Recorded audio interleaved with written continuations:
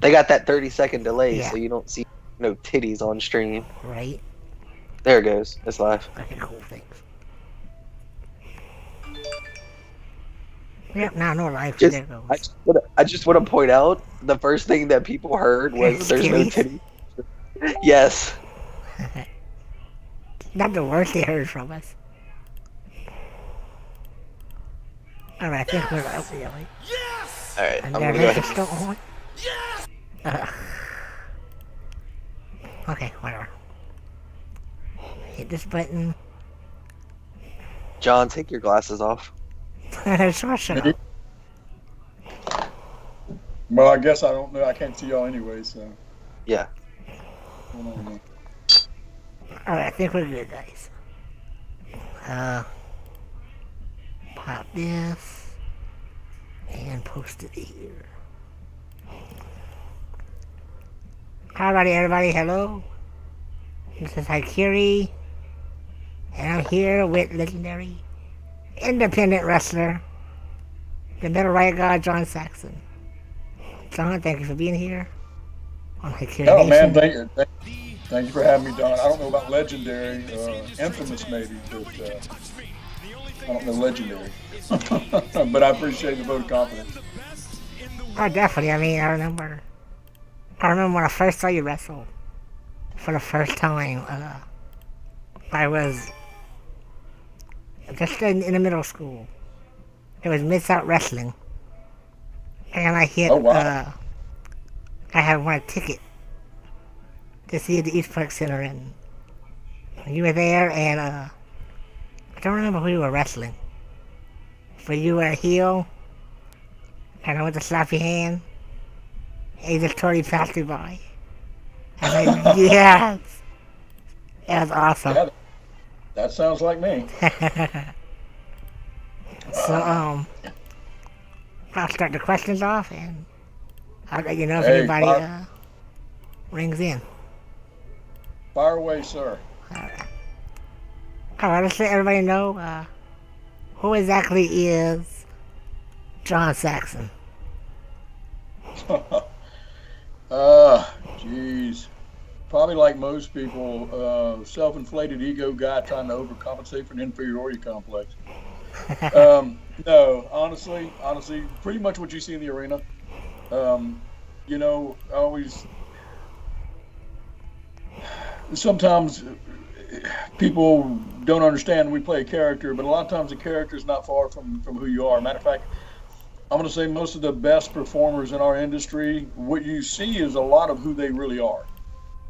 Um, I'm usually a heel in most cases because I'm a heel in life. Honestly, I came from a not so great background, made me a little jaded. I liked to fight a lot when I was younger. I was good at it, so it became kind of a sport. I was an angry young man due to just life circumstances and the way I was raised. So a lot of what you see in the arena is who I was. There's a flip side to that, obviously, but it was also probably my best performances, in my opinion, is when I'm in touch with that angry, really over the top, vicious side of me, which a lot of people in everyday life, of course, aren't going to see because we have to go out and function in society like a normal person. I think wrestling basically brought out that side of me.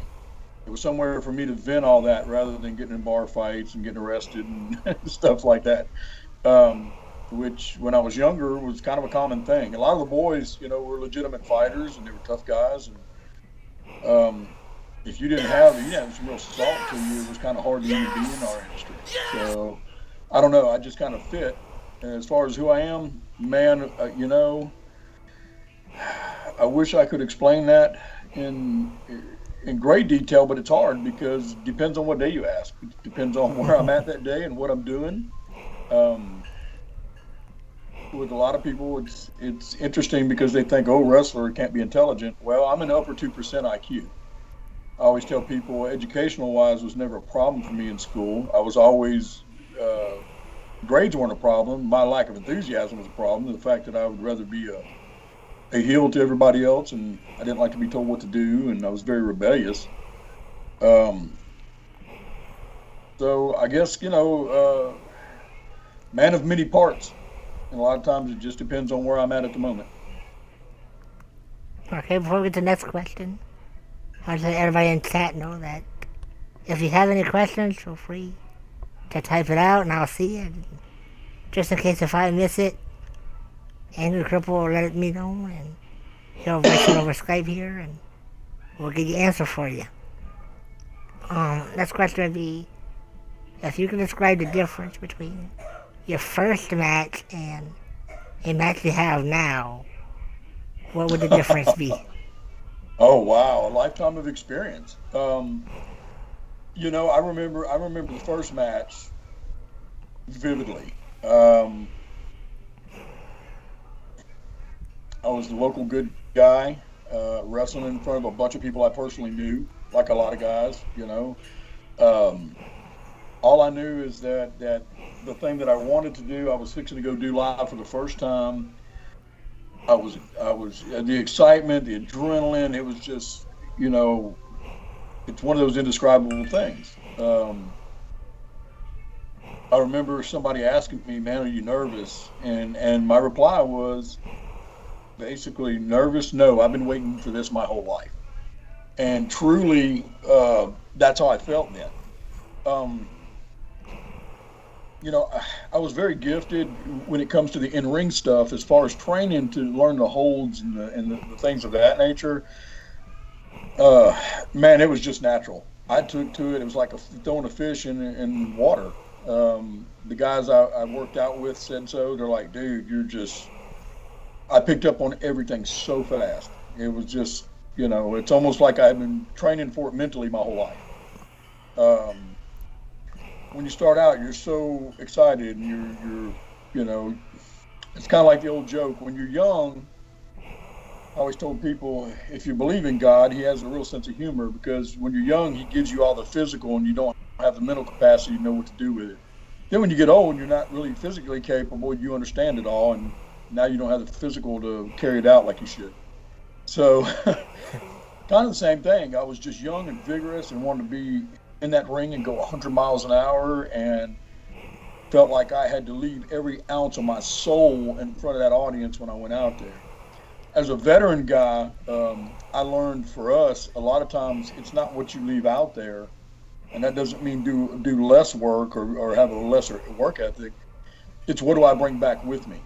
What did I learn out there that's going to make me better the next time I go back out there? And I tell young guys in our industry that listen, they always that's their thing. I leave it all in the ring. Well, then you're stupid, because it's not about what you leave out there. It's about what you take back with you. And the one thing, if there's a difference in a young guy doing it and a veteran guy doing it, I'll go back to the first time I trained with Les Thatcher, and for anybody that knows who Les Thatcher was, or still is, my first warm up I did before training with Les, he stopped the class. He said, "You always can tell a veteran guy. He knows the shortest way to get everywhere in this ring." He said, "This guy knows the shortest distance everywhere in here." And that's the difference in being a veteran. It's knowing when to speed up, when to slow down, how to work with different people. You have to be versatile. Good example, and a good example of that is when I was young, I wouldn't have known how to deal with adversity in my opponents. I just knew how to do wrestling moves, and that's what I was going to do, and this is what I do. But a couple weeks ago in Texas, I worked for Houston Carson's promotion, and I was main event with Lance Hoyt. And anybody that's familiar with Lance Hoyt, he is a huge star in Japan. Lance is also probably in his boots. He's 6'8". He's a huge guy. Just came off of Wrestle Kingdom, which is their WrestleMania in Japan, which was huge. A lot of people familiar with the Kenny Omega Chris Jericho match kind of brought that out. And here I am in my boots. I'm lucky to be 5'9". Now, obviously, people see me. I'm very stout at 5'9". I'm very in shape. I'm strong, but I'm working with a guy that towers over me. The very next week, I'm in Dallas, Texas, and I'm the towering guy because I literally have to do a match with Short Sleeve Samson, who a lot of people know as I call them midgets. I don't know if that's probably politically incorrect, but I don't give a rat's. He's a midget. He's a short, he's whatever, little people, whatever they call him, whatever they're using this week. Great guy, a very talented guy from New York. And so now I have to be opposite ends of the spectrum. So as a veteran, obviously I can't go out there and have a wrestling match with Short Sleeve Samson. Who's going to believe that a dwarf or little person can just beat me up? Not that I would allow that anyway, regardless of what you're paying me. But I still have to be entertaining to the crowd. As a young wrestler, I would not have known how to go from the 7-foot guy to the 3.5-foot guy in a week and really know how to do it and do it properly. So, like anything else, nothing beats experience. And I tell young guys that all the time. Hey, you're athletic, you do all this great stuff, but nothing compares to experience in our business. So I guess the biggest difference then is now I understand the why and the where and understand versatility, where when you're young, man, you just want to be out there in front of that crowd, stomping the crap or getting stomped on or, doing what we do. I remember all those, back in WCW, you had all those matches with the Big Show or the Giant at the time against, like Rey Mysterio and Dean Malenko, Right. and they would put, Ray over, or even now in Lucha Underground, where you have, I can't think of his name, but it's the little midget guy there that's beating guys like, like... Oh, Mascarita Yeah. Scarata. Yeah. I worked with Mascarita Scarata in Mexico in '96. Oh, really? He's a huge star. Oh my God. And and he's been doing it for a long time. I'm not sure how old Sagrada is, but he's not a young man by any stretch, and still is. I'm still in awe at the things that he can do. When you go into a match like that, how do you make it believable if the midget that has to be put over? Well, and here's the thing. It's not feasible. Here's the thing. Like working with like Short Sleeve, it wasn't that I had to put him over, but I had to make it entertaining. Rather than me just go out there and squash the guy, it was okay. Let's find a way to make this entertaining. I think really what was amazing about it was, I'm going to say throughout the night, the match got the biggest response. And we're doing what I call ha-ha. It's not really what I normally do, but I can do it. And here's the thing. A lot of times it's refreshing for us as performers. People are used to seeing John Saxon, ass kicker, just throws down, tough guy. And after a while, it's nice to do something else. So in this instance, it was, hey, I'm going to make a joke out of the little guy or whatever. But the little guy found his niche, We did enough that the crowd was super entertained. But then when I did just start hammering him, the crowd legitimately, people wanted to fight me in that arena. They were pissed. That's getting heat, man. That's what I do. And I think it was kind of surprising because I really gave in a lot more than I think anybody would have thought I ever would. But the crowd was so energetic and so charged by what I was doing. And above all, it has to be entertaining in some form. I'll quote Don King, which I always do. Don King always said, the fight has to have a story. Because if it doesn't have a story, it's just two gorillas beating on each other, and who the hell wants to watch that? Right. So, I agree with that. Next question would be, why did you choose the Celtic Cross or the Tiger Bomb as your finishing moves? Honestly,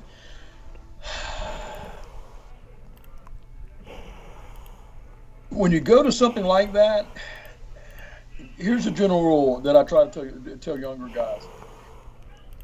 Tiger Bomb is something I like working as a junior heavyweight because I don't think of myself as strong, but I am strong. And a lot of guys tell me, hey, dude, you don't realize how strong you are. Working with a junior heavyweight, it's something that just seemed like kind of a natural move for me. It was different. Nobody was using it on a regular basis. I first saw it used in Japan and thought, wow, what a great thing. Like so many, it was just something I came across that I liked. Um, Delta Crunch, once again, is something that I can actually do on a larger opponent. And there's where a lot of guys make the mistake of coming up with some finishing move. And I'm looking at the guy and I'm like, okay, you're 210 pounds. What do you do when you're going to work a guy that's 300 pounds? If you can't use that on him, yeah, then what are you going to do? Right. Um, so that's kind of the thing. And it's funny because I still don't really think of them as finishing moves. People ask me, well, what's your finisher? And I'm like, well, I don't know. It probably depends on who I'm wrestling. It just, and I guess when I started, you didn't really have a finishing move per se. It's not like it is now where everybody has that coup de grace move they use. I think that became kind of in fashion when Jake the Snake Roberts invented the DDT basically. And then that was it. You knew if he hit you with that, brother, it was all over. Guys always had their holds or whatever, but as the business evolved, that became more and more prevalent. Everybody had to have their this is my thing, you know. And don't get me wrong, it's always been around, but you saw so many matches that ended by other means other than a finishing move. And the other thing a lot of young guys don't understand is if that's your finisher, you better remember, now you have to use it every match. Now you're expected because the audience is paying that they're, and if it's something like a 450 splash or springboard moonsault, if you work every night of the week, guess what? You're going to learn to hate that move because now you're kind of stuck with having to do it all the time. So I don't know if that answered the question or not, but oh yeah, definitely. That's kind of it. I mean, I remember watching. You know, even now they have that problem with, you know, the finishing moves like I don't know, sorry, like at WrestleMania last year, when Roman Reigns botched the Tombstone Powerbreaker on The Undertaker. Right. A lot of people said it was Undertaker's fault for the botch, but I think it was Roman's spot. You know, I mean, he just he was too winded. Well, there you go. In defense, I'm gonna be honest with you. In defense of both guys, and obviously Undertaker. I mean, the man's been at a different level. God love him, dude. He has had longevity for a guy his size. He's done it all. As big as Roman is, and he's a strong guy, that deep into a match, I would have been uncomfortable. My hat's off to Taker, bro, because I'd have been uncomfortable taking that attack. Mainly because a lot of times what people they don't understand. You take like years ago when Darren Drozdov got hurt and was paralyzed. You know, once again, body sweat. You're sweating buckets. You get slick. You can't get a grip properly. We understand that when we go out there, you know that's part of it. I think fans always want to blame somebody or they want to have, hey, it's this guy's fault. Guess what? The fact of the matter is, it happened. Hindsight in our business is 2020. Okay. I don't know that it was either guy's fault. As maybe looking back, they would probably say, "Wow, I probably shouldn't have done that deep into the match." Right. So, there was too long into it, and there was just too much sweat, and too many things go wrong. And that happened. You know, on paper, everything sounds good, and that's the one thing I try to remind people. You know, when somebody comes up with something, it may sound good, but applying it physically is a whole different ballgame. You know, and I've seen that many times. Where, you know, guys have gotten hurt or they just completely wipe out, and I'm like, wow, that's probably sounded good thinking about it, but yeah, applying it's a completely different thing.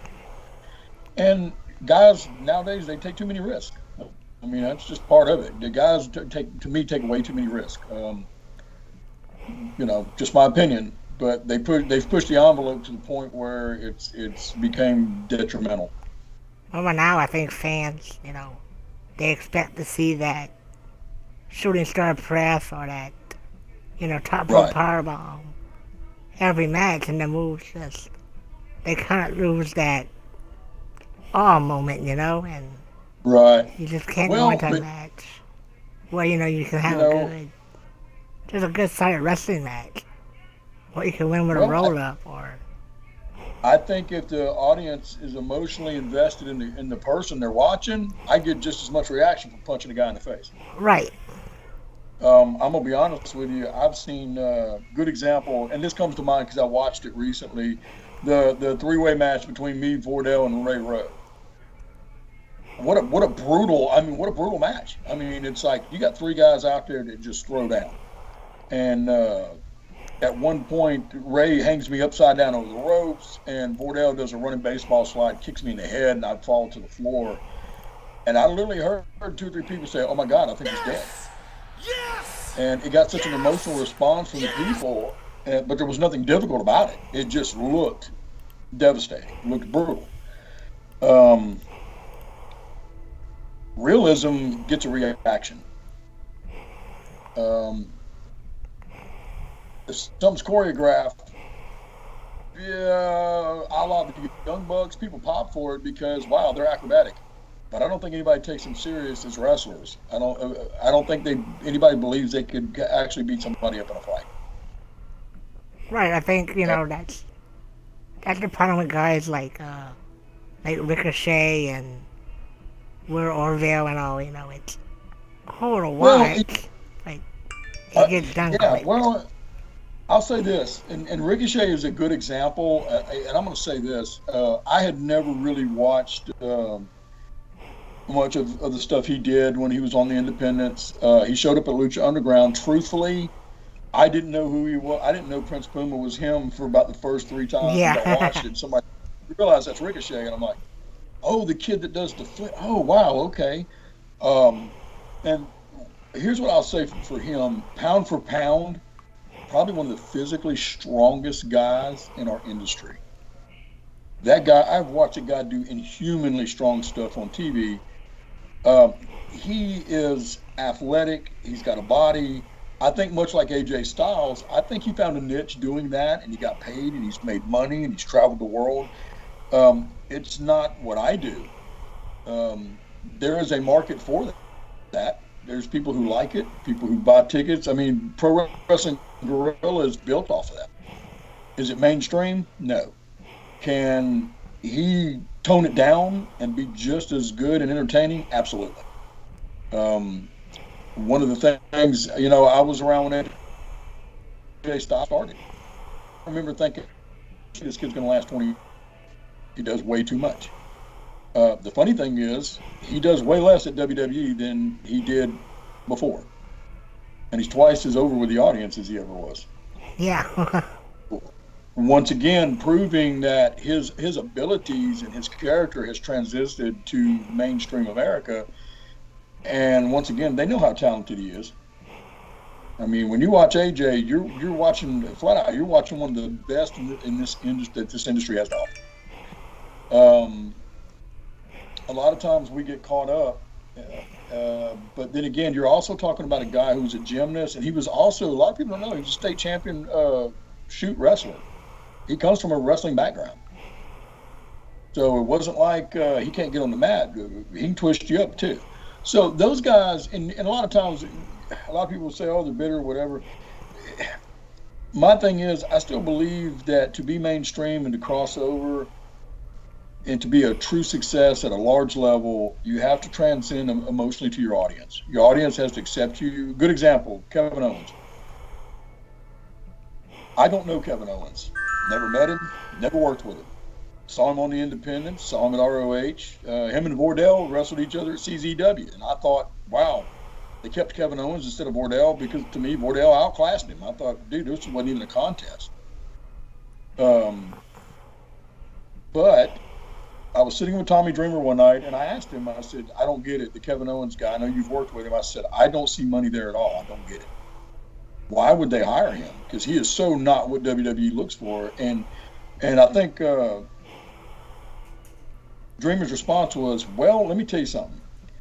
If they allow Kevin to be himself, he will get over huge.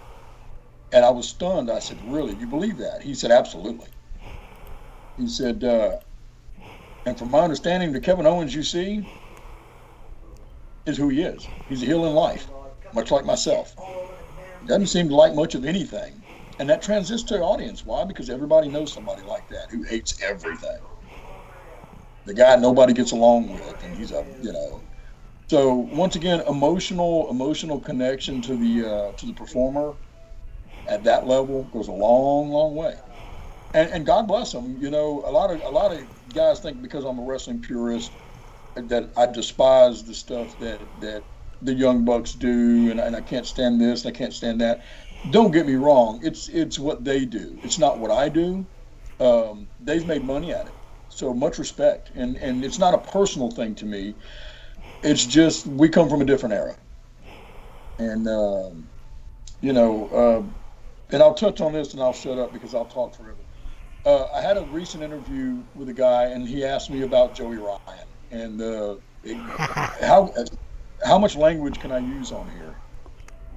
I'm sure they heard it all from us. So feel free to go at it. Okay. You can say anything you want. Trust me. There's nothing I haven't said that hasn't already been said. And the interview asked me was, what do you think about Joey Ryan and the dick flip? I said, oh, God, really? Okay. I said, first of all, I've worked a few shows with Joey Ryan. I have nothing against Joey Ryan personally. You know what? He found a niche. And he's made money, and he's getting paid for it. He got sponsorship out of a porn company, apparently. So once again, he found a place to make money in our surrounded in our industry.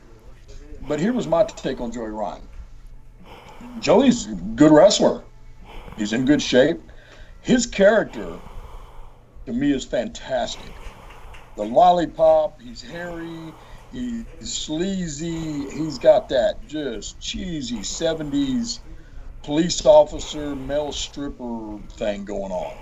And the oil he rubs on him. I would book him just to be a character without the dick flip.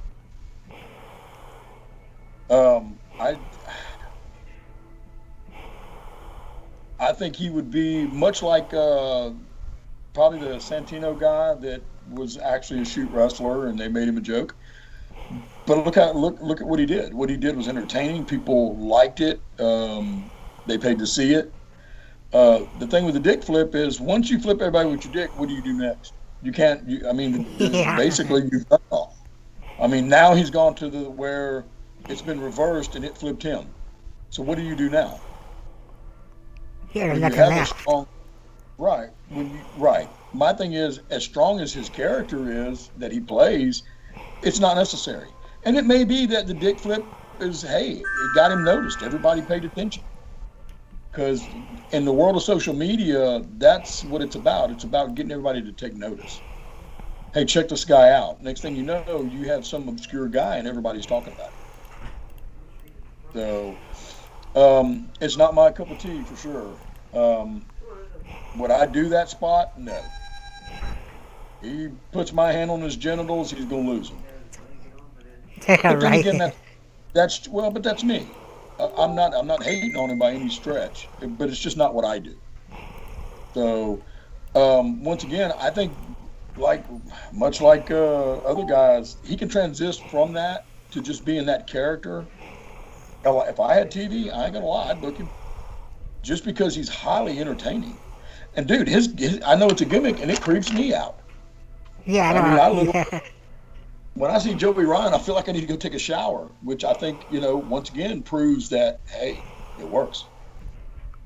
All right, next question is, what is your opinion on the lack of creativity in character development and on the indie scene and on WWE or, the other companies?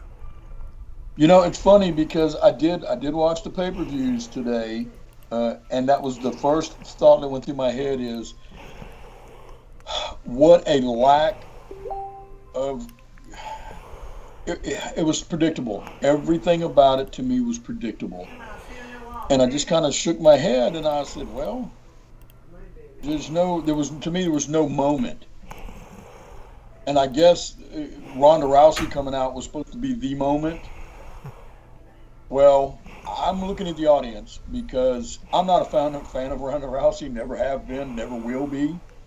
I don't find her to be unusually hot like everybody tries to act like she is. I'm sorry. She's average, maybe a little above average at best.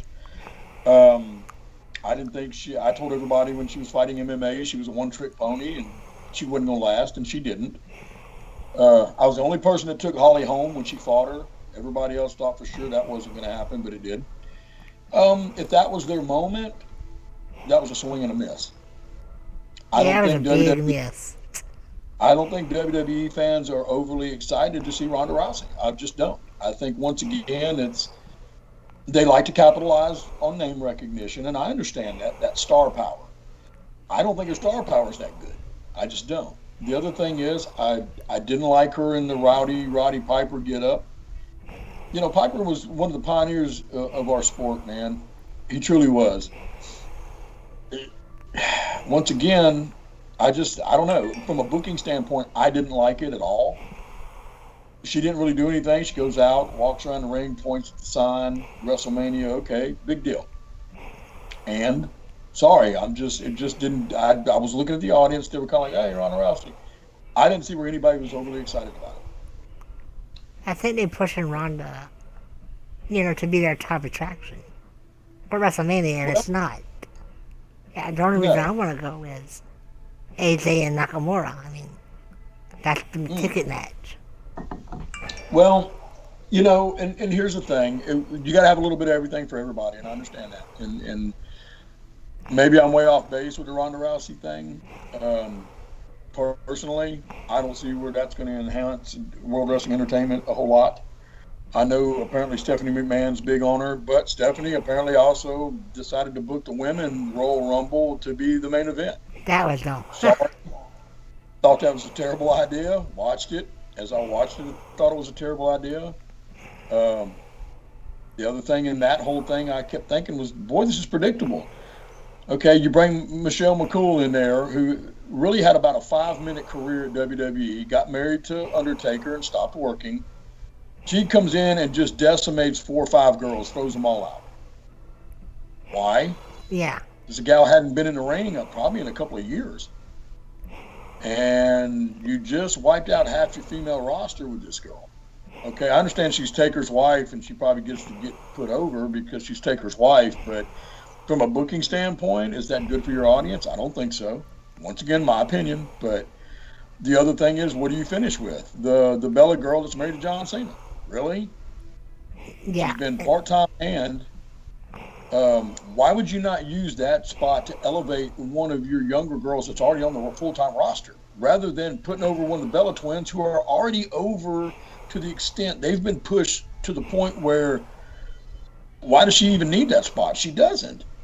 Give it to someone that you're going to be selling tickets with next year.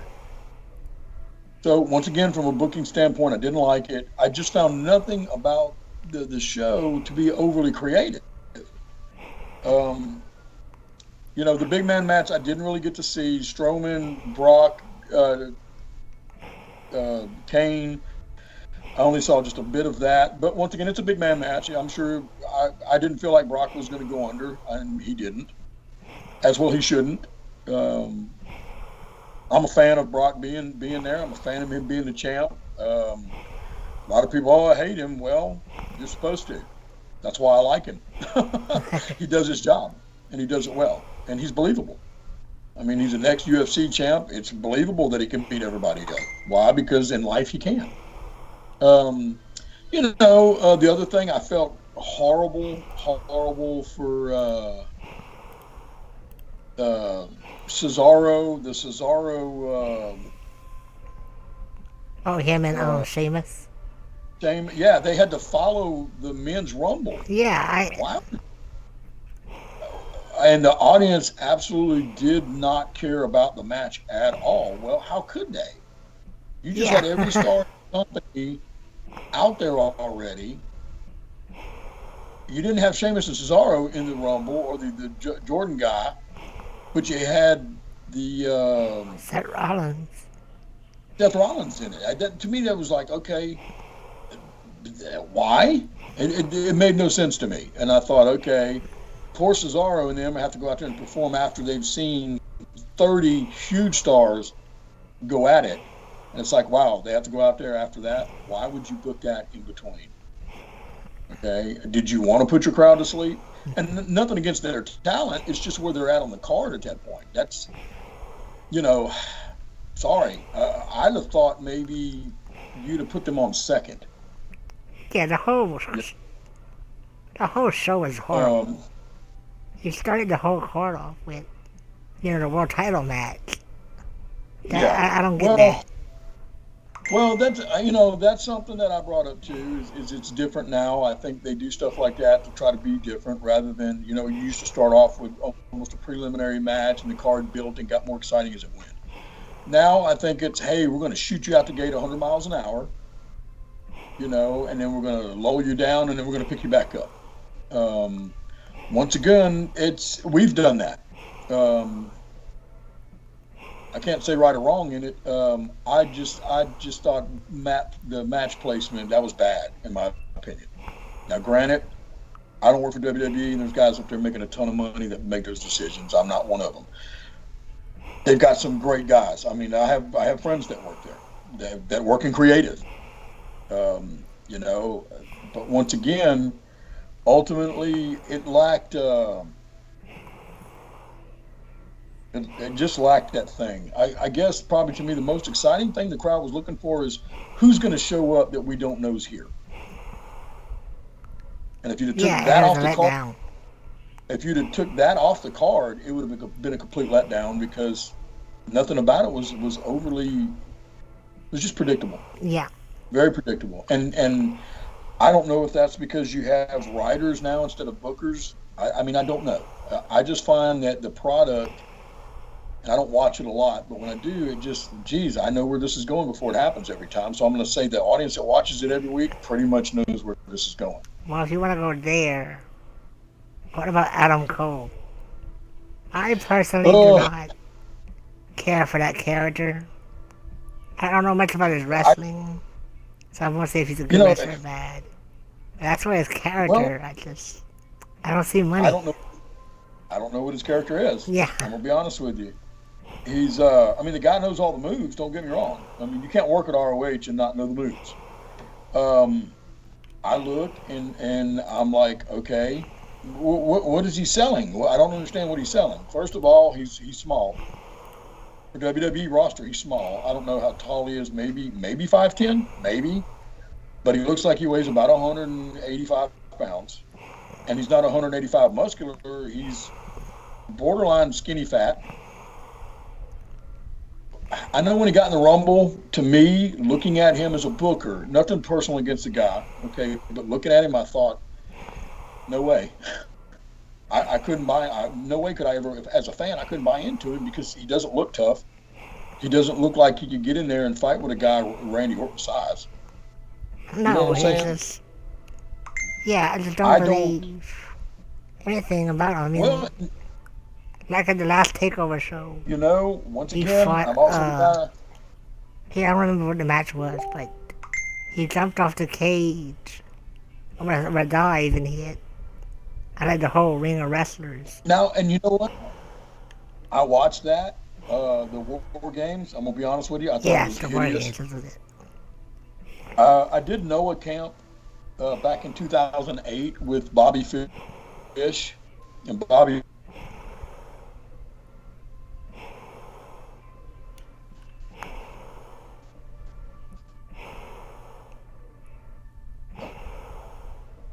Did we lose him? Some of the stuff he did in Japan was just phenomenal.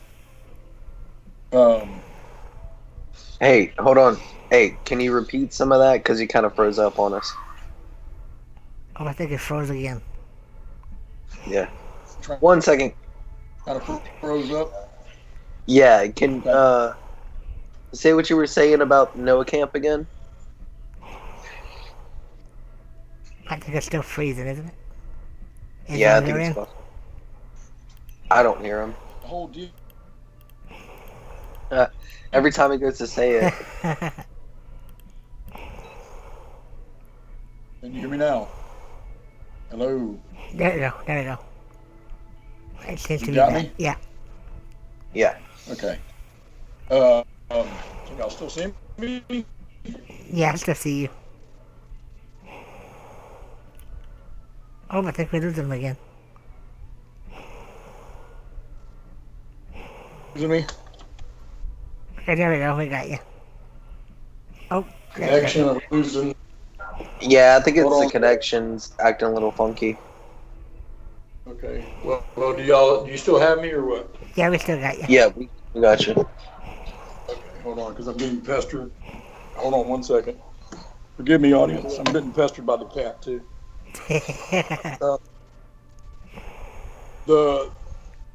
the thing I was saying about that whole deal was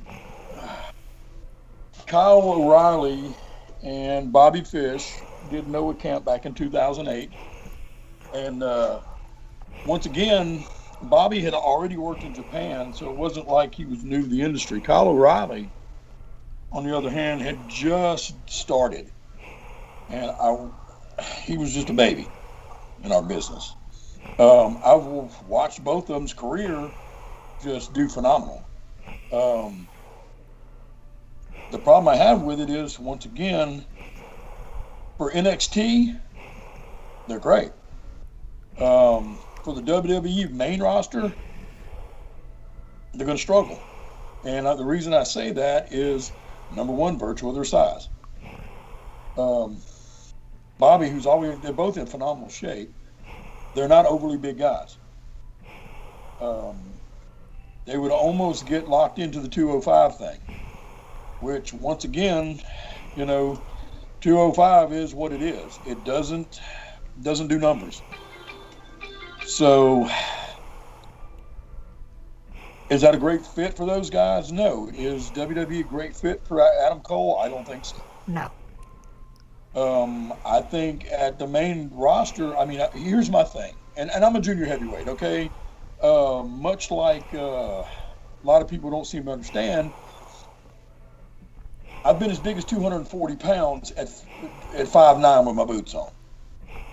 So at 240, back then, I looked huge on TV because I'm shorter, stocky, I'm wide. Looking at a guy that's under 200 pounds who doesn't have a muscular build and does not look tough, I think your mainstream audience is going to have a hard time buying into them. They would have to be exceptional. So once again, and it's nothing, don't get me wrong, okay, we all have our opinions. Those guys, Adam Cole could watch me work and say, hey, that dude, I don't know why anybody would ever book him. We all have our opinions. It's not a personal thing. I think for ROH, was he money? Absolutely. Kyle O'Reilly in Japan, it was phenomenal. I've seen some of the matches he did, and I thought, God, that is amazing what this kid can do. Do I think they'll get a fair shake working for WWE on the top level? Not at all. I watched the NXT thing, and they had to work with the big guys that are managed by Paul Ellering. Authors of Pain. Authors of Pain. Well, I'm watching the match, and I'm like, okay, wow. It was hard for them to get that match out of the gate because the size difference was so huge. Yeah. And the Authors of Pain, and I'm sure they're told, hey, you don't go out there and sell, so once again, it makes it difficult. You got to be a great storyteller at that point. And because the guy is a great performer in the ring, doesn't mean he's a great storyteller. And I guess that's kind of the thing. I don't know I just don't understand from what I've seen. I don't understand what Adam Cole's story is. Yeah. What's the character? Because I don't get it. I think that's where he'll have problems. On top of the fact that he just doesn't look like he's ever been in a fight. Yeah. He doesn't transist. You take Aleister Black, another guy people are so, I've seen what the guy does, and apparently he was an MMA guy. So obviously legitimately has a background, legitimately tough. You don't fight MMA and not be tough. Do I think he'll make good at the main roster? Absolutely not. I think, once again, he looks like he's under 6 foot. He doesn't have a great appealing physical stature. He does some really cool stuff. I mean, don't get me wrong, the guy's athletic. It's that thing. I think you get him to the main roster, and the audience is going to be like, well, he's not larger than life. And in World Wrestling Entertainment, that's what Vince looks for. He wants larger than life. He loves big guys. Okay, flat out. It's that thing. So, I mean, that's my thing. Now, granted, times change, people change. Any one of those guys, and like I said, nothing personal against them. I think Kyle and Bobby are a great tag team. I mean, I love what they do. I think if at the main roster, they're going to be in an unfair situation. Much like, was it Carlos's son, the tag team? Yeah. Primo and Epico. Yeah, great hands, but undersized. You knew they weren't going to get a huge push. Right. They were there, and they were there for a good while, but never got into that upper echelon. Well, I'm going to say a lot of it had to do with their size. As much as I hate it, sometimes the big show isn't for everybody. My point being, one of the smartest guys to me in this industry in the last 10 years got to be Austin Aries. Yeah. Got his WrestleMania moment, got his push, knew he was going to be moved to 205, and said, hey, see y'all later. He makes his money. I'm sure, once again, he's a viable name now. He works for himself. And don't get me wrong, I'm not putting him over. I don't know Austin Aries. I've never met him personally. Okay? I'm saying he knew what he was doing. Because honestly, when people said, oh, can you believe he asked to be released? My exact words were, that's what I would have done. Yeah, he's getting de-pushed. Right. Once you've done WrestleMania and you're in that decompression mode, why? I don't want to sit and flounder. I'm sorry, I don't want to flounder at 205 once I've already been on the main roster and I don't feel like I'm going to get that push. Then why am I here? You got 80 other guys waiting for the opportunity. So, but once again, that's to me smart on his part. Yeah. But a lot of people don't understand. Depending on your contract, it's possible he's out there making more money now than he made with WWE. Yeah, because he makes his own price. He gets to do what he wants to do. Well, and you get to work when you want to, and you don't have to take any BS off anybody. You don't have to play the corporate game. So, hats off to him. I thought it was a smart move. What about the lack of, the guys out there okay, for instance, on Raw last night, you had the Revival come out, and for that whole match, I just sat there annoyed because they were literally doing the same, pat each other on the back and hug, like the Dirty Blondes do. And it's like it's a character rep. Like, build yourself, Well, here's the thing. Can I chime in real quick? I know I'm just the man behind the mask. He does point out that the Revival looked a lot like the Dirty Blondes, even all the way down tights. to even the tights, except for the color scheme was slightly different. Here's the thing. I've seen that happen time and time and time again in our industry. Nobody was using Riot anything until me and Ryan Ocean did it for a year and a half, and then all of a sudden they had somebody calling the Riot. Many years ago when I was booking Mid-South, I introduced a group called Alternate Reality, and they were like a vampire type group. The long hair. Matter of fact, their first vignette, we did it in a graveyard, the whole thing. 6 weeks later, the Brood shows up on WWE. Okay. I shake my head. I've seen that so many times. Good example, a local guy from Lafayette, a guy named Sassy Vegas. went and did some spots for WWE. Next, okay. They paid him. They asked him, well, what do you do on the independents? Oh, well, I do this American Idol thing where I go out, but the thing is, my singing's horrible. Blah, blah, blah, blah, blah, blah, blah, blah. Guess what? Next thing you know, Jillian Hall showed up doing his gimmick on TV. Yeah. And I just laughed. I said, kid, now you found out why you don't give your ideas to anybody. Don't give him an idea, because if you think they won't take it and run with it, because once they do it, it's theirs, because it's been seen nationwide. Everybody watches the Fed. They've seen it. It belongs to them now.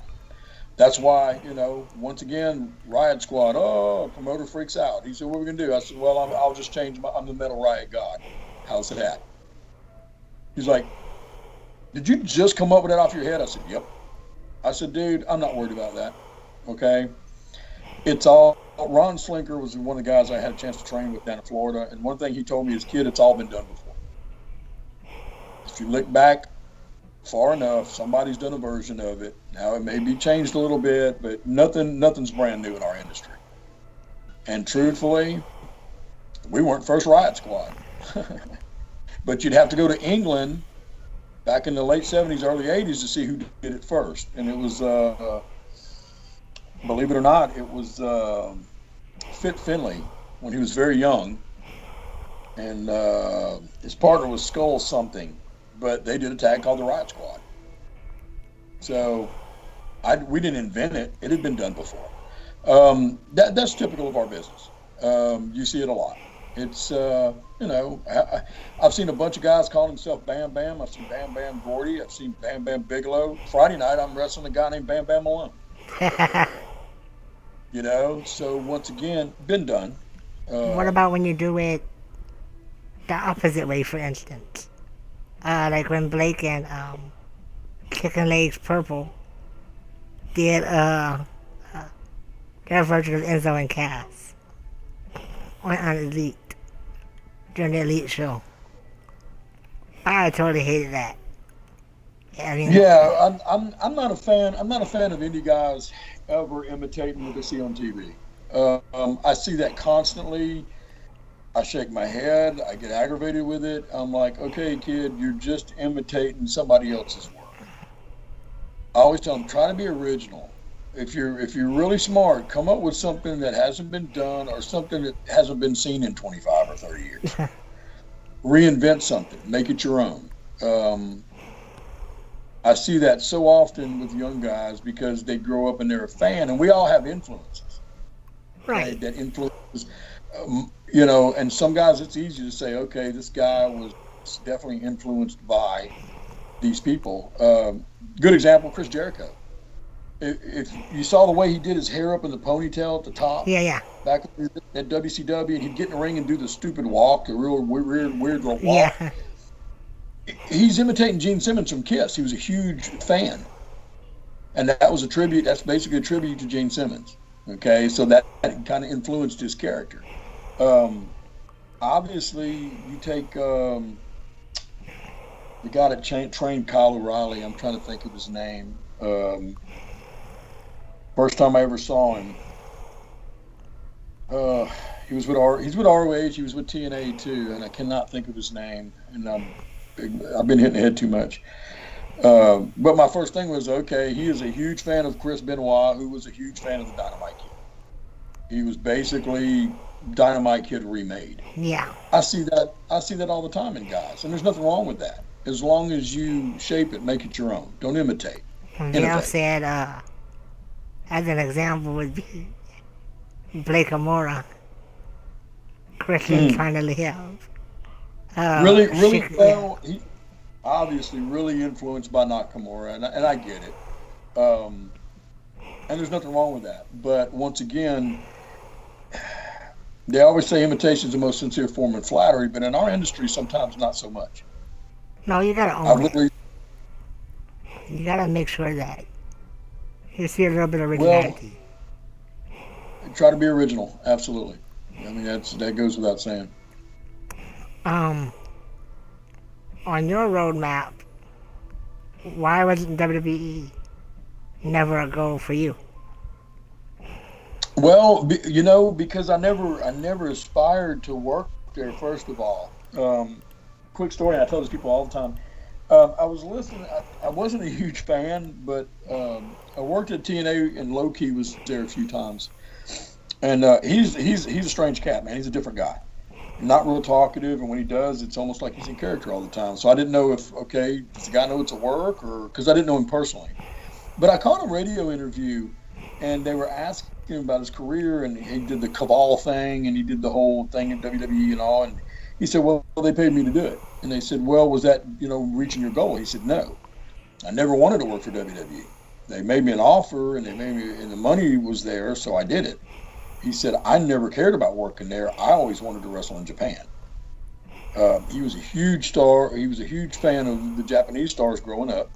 So WWE wasn't his thing. And being a smaller guy, the chances of him getting an opportunity there were slim and none anyway. Right. And I thought, okay, here's a kid that totally gets it. Because a lot of people ask me that, and I'll tell them, I wasn't inspired by World Wrestling Federation to do anything. I didn't even like their product growing up. I thought it was a hokey kind of product. It just didn't transist for me. I mean, I know it was supposed to be the Mecca, Madison Square Garden, all that, but I grew up in the Bill Watts territory where guys were ass kickers, and there was a lot of blood and guts and craziness. And I wanted to be a territorial guy. I wanted to make the rounds, work for the territories, travel every night, live out of hotel rooms. Working for WWE did not interest me at all. Atlanta, absolutely. Any territorial office, I'd have been fine to go to. Portland, I would have loved to work. Texas for Fritz Von Erich or for Joe Blanchard, or you know what I'm saying? That would have been fine with me, because that's really what I was inspired to do. WWE, I mean, I went as an extra a few times, got treated very well, had an incident. I basically voiced my opinion, got showed the door, which I didn't care. I didn't want to be there anyway. I saw what it was, and I knew that there's nothing. Even if I would have been given a job there, I would not have kept the job, because I can't shut my mouth. I'm too opinionated, and I don't care. You can't manipulate me with money. And if I don't agree with something, I'm going to say, hey, I don't agree with it. Don't get me wrong, is when you're working, and I'm an easy guy to work with, and any promoter that's worked with me will tell you, wow, you're 100 times easier than I thought you were ever going to be. I've had promoters tell me, you're actually the easiest guy for me to deal with.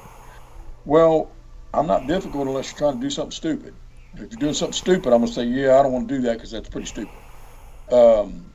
So for me, that wasn't, my tag partner was at developmental.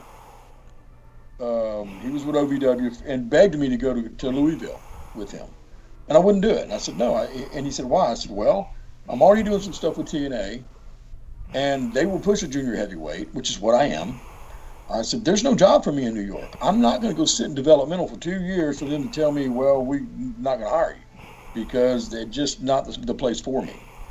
I don't think my style would transist well. The other thing is, being Southern is not a plus with that company. They don't like it. I'm about as Southern as a person can get. A lot of times people say, well, you don't sound Southern. Well, because I worked really hard to lose the accent. But it's there. I mean, so I didn't care about working in New York. I never did. I mean, don't get me wrong. Had they said, hey, we're going to give you this amount of money, we want you to come work, I'd have done it. But was that my life dream? No, my life dream was to live, eat, breathe, and be a professional wrestler, not a sports entertainer. See, I kind of think that a lot. Right. People always ask me, who's my favorite wrestler? I'm like, or do you just say, who's my favorite WWE wrestler? I'm like, nobody, because there is none. You have guys who wrestle, but they're more entertainers than they are, actually wrestlers. Well, okay, but in fairness to those guys, okay, there's plenty of wrestlers there. Yeah. But once again, they're in a corporate structure. And once you're in a corporate structure, you pretty much follow the corporate structure. You have to, because that's what's paying your bills. Right. Like it or not, that's how you pay the mortgage, and you send kids off to school, and and everything else. And God love them. I mean, if a guy can do that and make his money, great. Was that mold good for me? No. and I knew that. I mean, you know, I broke in with guys who were nomads of the wrestling business.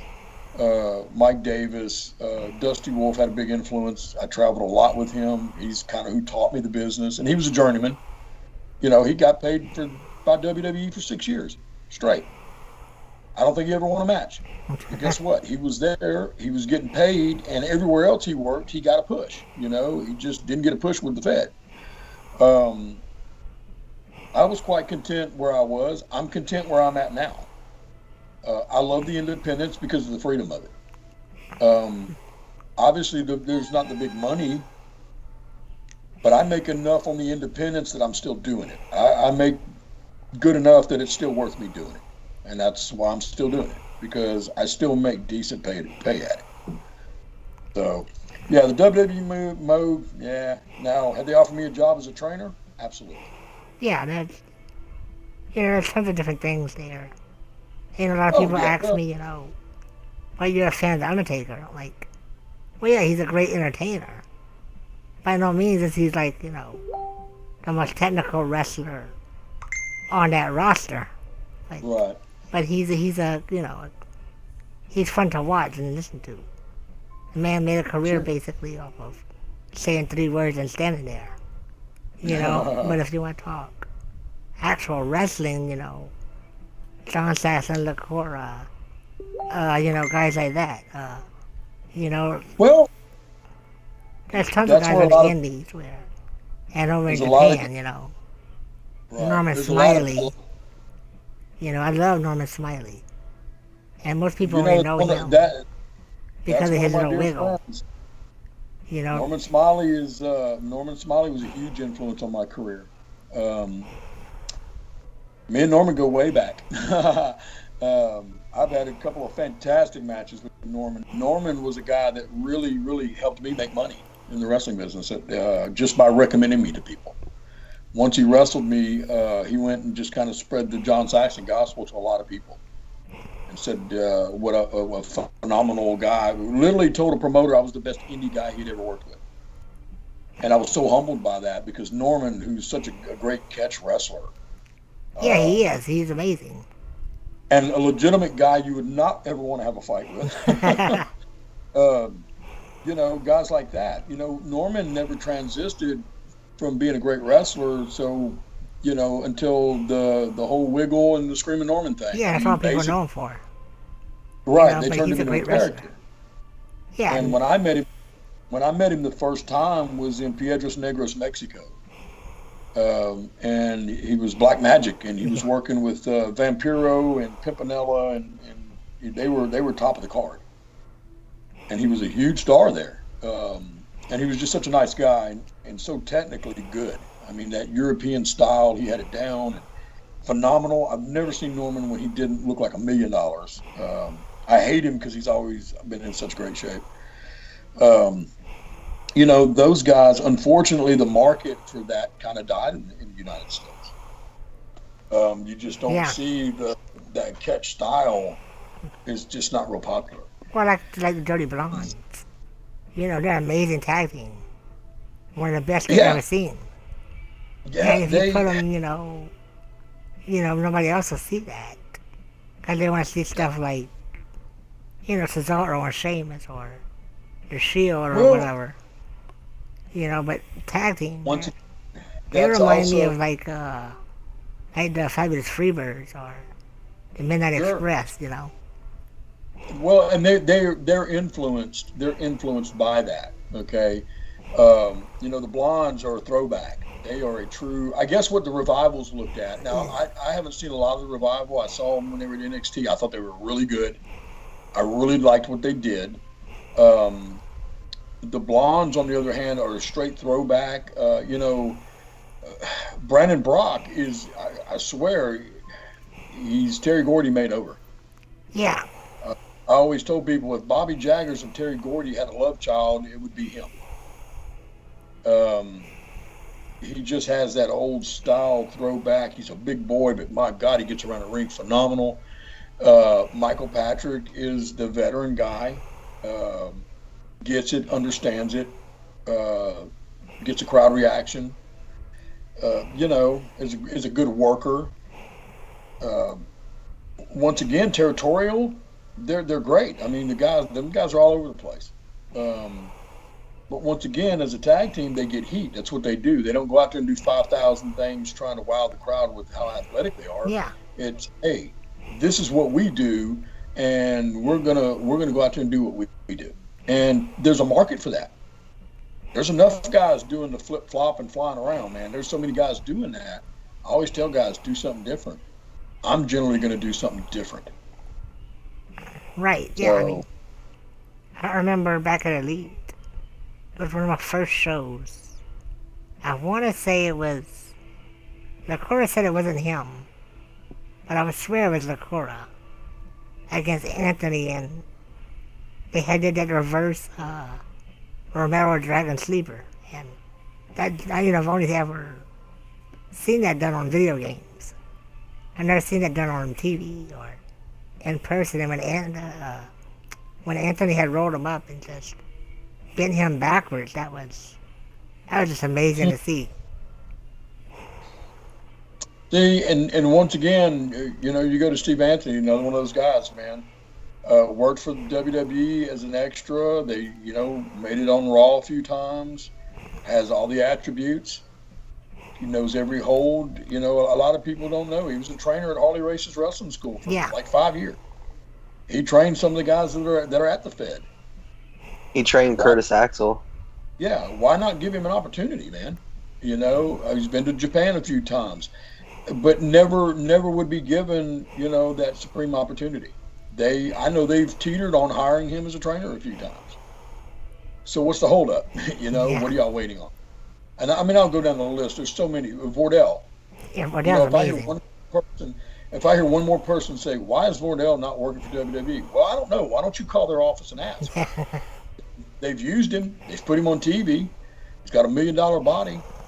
There's nothing he can't do. You tell me. Why wouldn't they have him? You'll hire Adam Cole, but you won't hire Vordell Walker? Yeah. See what I'm saying? Vordell scares people legitimately. I mean, his character is strong. His wrestling's strong. Everything about him is strong. And I shake my head, and those are the things I don't understand. I just look and I shake my head, and I think I don't understand that. And nothing against. I don't mean to be harsh about Adam Cole.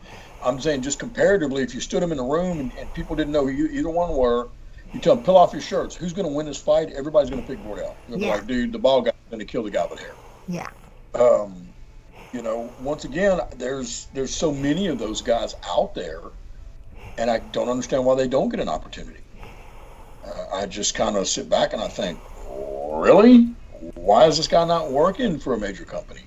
Once again, goes back to who you know, who's recommending you, who's tied to who. A lot of times it's politics. It's not. I tell guys all the time, it's not what you know, it's who you know. I know a lot of people. I'm not necessarily popular with a lot of people. I think it was Tommy Dreamer told my son while we were having dinner, yeah, your dad would have had a much bigger career if he was a little more quiet. Yeah, he did. As Tommy Dreamer ate my chicken wings. Yeah. And I allowed it to happen. Well, and I laugh because it's just not in my nature. So once again, it's just that's there's a lot of things that can derail somebody in this industry. So I'll let Sean do his question next.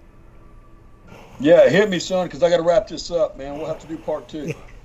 All right, it's one question, and I said that I would save it for now, and I already know what your response is going to be, but what I would like you to tell the alligator story.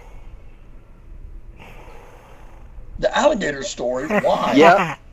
Because you have refused to tell it for the last 16 years. And I'm going to refuse to tell it now. It has nothing. I told you he wouldn't. I told you. It has nothing to do. It has nothing to do with wrestling. No, it's not even a good story. I'll ask you. No, it's not a good story. That's the whole point of me asking. I cannot believe you brought up the alligator story. All right, no, my real question is, and this is actually kind of piggybacking off of Don's question, but okay. He did have one of the questions where. Yeah, no, you can't even beat me. You haven't beaten me at all. So, My question is Jackson, Wait, you cut out. do you believe? Can you hear me? Yeah, I hear you. Yeah. Okay, since you are John Saxon, and you know how Hikari, Don, and I have had this rivalry going. Okay. If he is not allowed to beat me, should I own his championship belt? Wait a minute. If he's not allowed to beat you, He's not allowed. He can't beat me. That's the thing. I haven't allowed him to beat me. We have done several matches. He still hasn't beaten me. Four. That's 4 out of 4. I have pinned him to the mat each time. Not just beat him, but I do what Lacora can't do, and I can actually put him down. Oh wow, you're throwing Lucha under the bus too. I'll throw Lucha under the bus. Put Lucha. Without countouts, he can't win. Wow. No, I'm gonna say the guy that wins should probably have the belt, man. I mean, that's just smart with it. So now I'm gonna ask you, if he cannot beat me, and don't you believe I should at least take the belt? I mean, I'll give it back. I'm not gonna keep it forever. Yeah, I'm gonna have to agree with that. I mean, if you're going over, brother, you probably ought to have the belts. Yeah. I told him, but he didn't take it. He just left it here. Because it was a gift from Vale, right? It was a gift from your wife. So that's why I didn't take it. You don't actually get to keep the belt, you know. You're just a champ right now. I'm just a champ now. Okay. So I would say, yeah, you'd have to eventually give it back, or I'm gonna say he's just gonna eventually make the comeback and beat you. I don't think it's that's gonna happen. Yeah, I think so. I gave him an hour-long Iron Man match. That's crazy. Well, you know, on any given day. Yeah. All right. No, that was it. I really didn't have any questions because I talk to you every day. I ask you whenever questions pop up in my head. I get to ask you them. Very true. Okay, I got one last question. Or two last questions for you. One from Vale, and then I'll ask mine to you. Okay. She wants to know what's your favorite backstage story. My favorite backstage story? Yeah. Oh, jeez. It's either, I'll tell you what, it's either the Dusty Wolf story about him and the tranny, the Dusty Wolf story about him and the guy at the gas station, it's one of the stories with Dusty Wolf, or the time with the little Asian dude that stole everything while you were at the store. Oh, Little Tokyo. Yeah, Little Tokyo, yeah. I'll tell that one because it's more appropriate. If you go back and you look at WrestleMania 3 in the midget match where they had the two big guys being Hillbilly Jim and King Kong Bundy, they were teamed with midgets. One being Little Beaver, the other one being Little Tokyo. Little Tokyo was probably the most famous midget wrestler for many, many years. Being Japanese and all, he played the midget heel, and he was supposedly the world champ. Toke, I did Toke's last tour out in Utah with a guy named Steve Gatorwolf.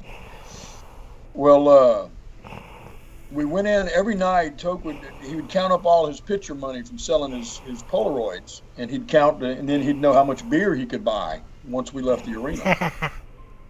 And it was funny because Toke was 64 years old, and could still go out there and was taking a backdrop every night from Kevin Northcutt, who was 6'6", and doing it on the stiffest ring I've ever worked on in my life. It was the ring was terrible. It was horrible, hard. It felt like concrete. And we leave. We'd finish the event. We'd make a stop on the way out of town, grab food or whatever. We'd drive to the next town, which was usually a couple hours away, get a hotel, get ready for the next day. Toke goes in to buy his beer, and we were all getting stuff out of the local convenience store. Towns in Utah, after 10 o'clock, pretty much everything's closed. Okay? Very Mormon community. Well, Toke goes up, and he buys his stuff, and he hands the woman a $10 bill. And she went to give him change, and he threw a fit, and he was screaming at her that she beat him out of $5 because he thought he gave her a 20. And the woman started telling him, no, and he's screaming, and his little midget's going crazy, and he's making a scene, and I'm thinking, great, all we need is the cops to show up, go to jail.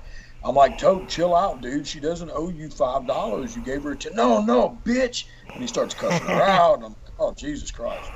So finally, I just step in front of Tote, buy my stuff, and Tote's going around the store showing his ass, just being really pissy. The rest of the guys are buying their stuff, and he's on the way out. I literally have to drag Toke out of this. I think it's like a 7-Eleven or something. You cheat, you no good bitch. And I'm like, Tote, chill out. She's gonna call the cops on. I don't care, F her, la la la. So Toke would always get his 12-pack of beer, and we were riding in a van, and he'd put the beer on the seat, and he'd sit on top of the beer so he could see out the window. Otherwise, he was too short to see out the window. And he'd reach underneath his butt and pull the beers out from underneath the deal. So he gets in there, and it's the middle of the wintertime. Utah's freezing. We're all wearing coats and shit. We get about a half mile down the road. He unzips his jacket and pulls out he's got like a pack of batteries, some beef jerky, all kind of like, Toke, what's it? He said, that bitch thinks she cheat me. She not cheat me, man. I get my money. He went and shoplifted a bunch of shit out of the 7-Eleven to make up for the money he thought she beat him out at the counter. And I was like, great. If this bitch saw him, she's going to call the cops and go to jail. So that's my little Tokyo story, man. He was a great guy, man. I really enjoyed touring with him. He was a cool cat, man. And I like that one. Go ahead, Dad. I'll say it after this. The Dusty Wolf stories, I'll tell you. I'll tell that one in part 2, man. It's that's a toss up. It's either I like that one and Toad getting caught trying to take a shit in someone's bag. Oh yeah, that was on the same tour. Toad snuck in our room because Fat Joe kept messing with him and giving him a hard time. He snuck in our room because we had adjoining doors, and he was squatted over Joe's bag, fixing to take a shit in his gear bag. And Joe flipped the light on, and there's a naked midget squatted over his bag, which is a very weird thing. That's a weird thing to see. And he screams, Toke, how old are you? And Toke looks at him and goes, me 64. He said, you son of a bitch, if you want to make 65, you better get your ass out of my bag. That's awesome. Yeah, Toke was truly one of the boys, man. He was great. He worked on that card, matter of fact, that whole tour with a guy who just passed away about a month ago. He was a midget worker, a guy named Bobby Dean, who was Lord Littlebrook's son. And I know him. Yeah, I was really upsetting to hear that Bobby passed away. Man. I was like, wow, because he was a cool guy. They were just a lot of fun to tour with. They were a million laughs, man. Just cool dudes. All right, final question. All right. What's in the future for John Saxon? The world. I've been retiring for 10 years. That's what everybody says. Every year I say it's my last year. Truthfully, hard to say. I'm doing a lot right now. A lot more than most guys my age. But still, according to every promoters and the guys, I'm still doing it at a super high level. The one thing I'll say is I always promise myself I don't want to stay long enough to be embarrassing in the ring. I think that's the worst thing about our industry is promoters who will, because they're a fan of a guy, they'll keep booking him and putting him in the ring when he has no business being in the ring. Make it clear. And they become an embarrassment. It's like they become a sideshow freak. And yeah, I absolutely refuse to be that guy. I'm constantly, I know boys are probably tired of hearing that, constantly asking how do I look? Do I look slow? Do I look old to you? Has my work changed? And not once has anybody said, yeah, dude, you're looking old and decrepit. They're like, bro, you seem the same as you always were. A lot of people know I book, I work backstage on different shows. I try to help guys out independently. I don't think I'll ever be away from the wrestling business 100%, but there does come a time when it's time to get out of the ring. And that time is nearing for me, just by virtue of my age. Who knows? I've got a deal on the table right now that's really, really potentially huge that I'm not going to go into at all because it may or may not happen. But if it does, there's going to be a lot of people that are going to be standing back saying, holy crap, really? So I don't know. We'll have to wait and see. I know the immediate future is West Monroe Friday night, me and Barrett Brown against Bam Bam Malone and the dirty boy Andy Dalton, which is definitely worth the price of admission. And then I'm in Brookhaven on Saturday, another big card with BIW. I'm going back to Dallas. I'll be in Pensacola this month. I'll be back in Houma.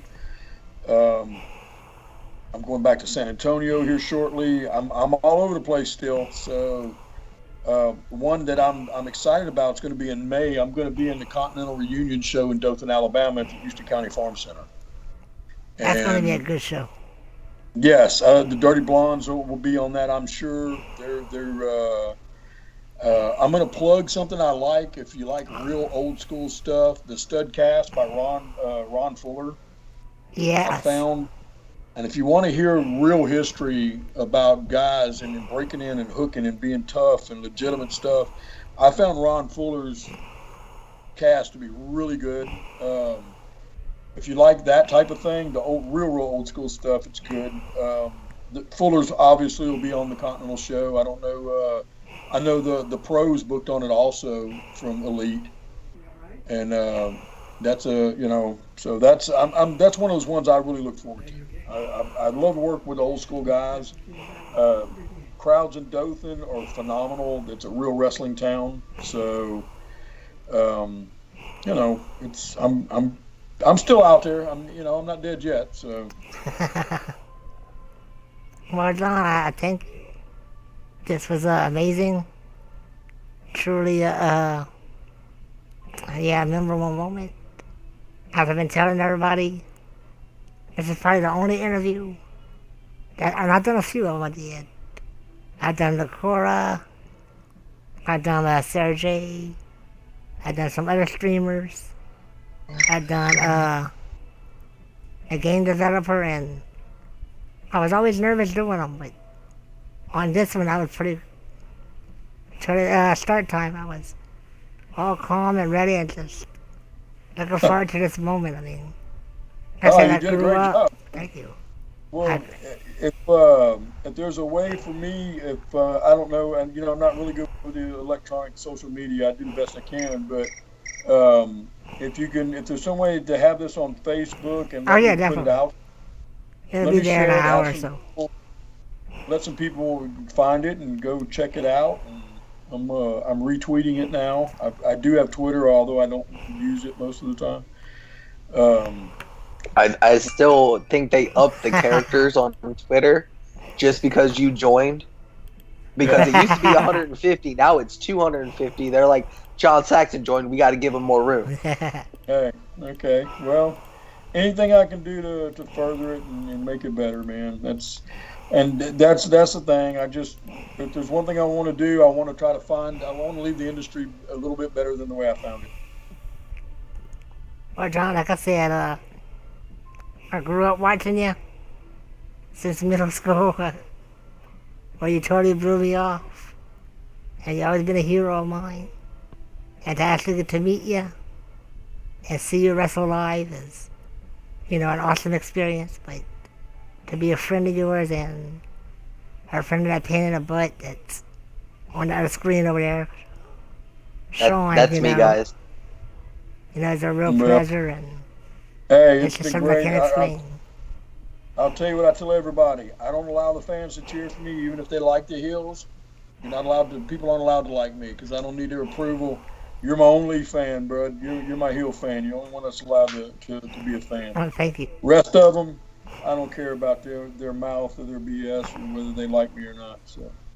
Well, thank you. It's my pleasure, and this was amazing. I really appreciate it. Hey, anytime, man. We'll do it again. Oh, yeah, definitely. Well, you have a good night, All man. right, guys. You do the same.